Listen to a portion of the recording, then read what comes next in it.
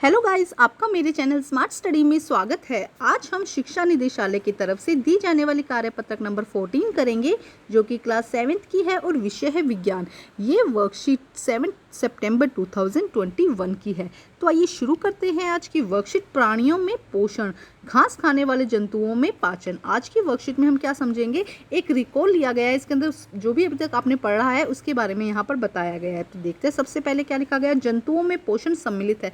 जंतुओं के अंदर पोषण में क्या क्या आती है, पोषण आवश्यकता है, उसको पोषण के लिए क्या क्या चाहिए, भोजन अंतर्ग्रहण की विधि, भोजन किस तरह से वो अपने अंदर लेता है, सेकंड मेथड, एंड थर्ड पाचित भोजन का उपयोग, पचे हुए भोजन को किस तरह से वो उपयोग करता है। तो ये 3 मेथड आते हैं जंतुओं में पोषण के अंदर सम्मिलित होते हैं।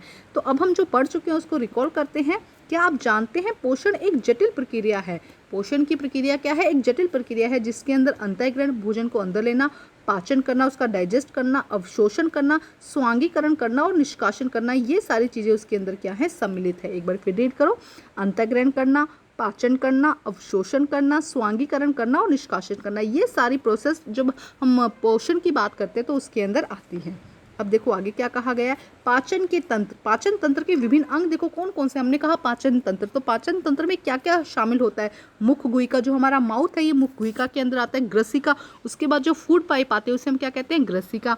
उसके बाद अमाशय, शुद्रांत, वृद्धांत्र जो मलाशय में समाप्त होती है, और अंत में गुदा सम्मिलित है। लास्ट में क्या आता है, गुदा। तो ये पाचन तंत्र के जो नाम है ना आपके, क्या क्या सम्मिलित है इसके अंदर, ये आपको याद होना चाहिए। इसको भी हम समझ चुके हैं पिछली वर्कशीट में। अब देखते हैं रूमिनेट या रोमंथी क्या होता है। इसको समझ चुके हम एक बार रिकॉल कर रहे हैं। गाय, भैंस एवं हिरण जैसे घास खाने वाले रोमेंथी कहलाते हैं। जो भी घास खाने वाले एनिमल्स होते हैं उनको हम क्या कहते हैं, रूमिनेट कहते हैं या रोमेंथी कहते हैं।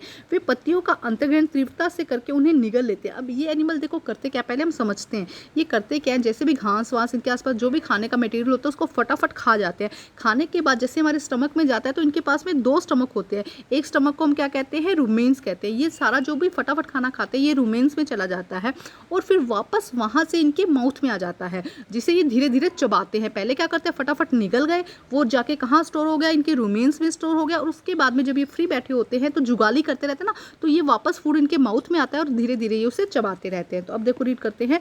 ये सब एनिमल क्या करते हैं, पत्तियों का अंतर्ग्रहण तीव्रता से करके उन्हें निगल लेते हैं और कुछ अंतराल के बाद भोजन पुनः इनके मुख में आ जाता है और पशु धीरे धीरे इसे जुगाली कर उसे चबाते रहते हैं। तो ऐसे एनिमल्स को क्या कहते हैं, हम रूमिनेट एनिमल कहते हैं या रोमेंथी एनिमल कहते हैं। अब देखो आगे क्या कहा गया। 2 क्वेश्चंस दिए गए वर्कशीट में जो कि बहुत ज़्यादा आसान है। फर्स्ट क्वेश्चन में क्या कहा गया, मानव पाचन तंत्र के किन्हीं 5 भागों का नाम लिखना। आपको यहाँ पे डायग्राम, आप अपनी नोटबुक में डायग्राम भी बनाएंगे और उसके साथ में इनके नाम भी लिखेंगे। तो पहले हम सेकंड क्वेश्चन देखते हैं। देखो सेकंड क्वेश्चन में क्या कहा गया है, ध्यान से समझते हैं। मानव पाचन पोषण के मुख्य चरण कौन कौन से हैं। तो देखो अभी हम समझे, ये देखो ये हो जाएगा इसका आंसर। पोषण एक जटिल प्रक्रिया है जिसके अंदर अंतःग्रहण, पाचन, अवशोषण, स्वांगीकरण और निष्कासन, ये सारी प्रोसेस क्या है, शामिल है। तो ये हो जाएगा आंसर नंबर 2। अब हम देखते हैं आंसर नंबर 1, जिसके अंदर क्या है, लेबल डायग्राम हम देखते हैं। तो आइए देखते हैं इसका आंसर। तो आइए देखते हैं आंसर। सबसे पहले मुख गुहिका। तो मुख गुहिका कहाँ पर है, देखो यहाँ पर क्या है, मुख गुहिका जो माउथ वाला पोर्शन होता है ये क्या कहलाता है, मुख गुहिका। उसके बाद ये पाइप लाइक जो स्ट्रक्चर है इसे हम क्या कहते हैं, ग्रसिका कहते हैं।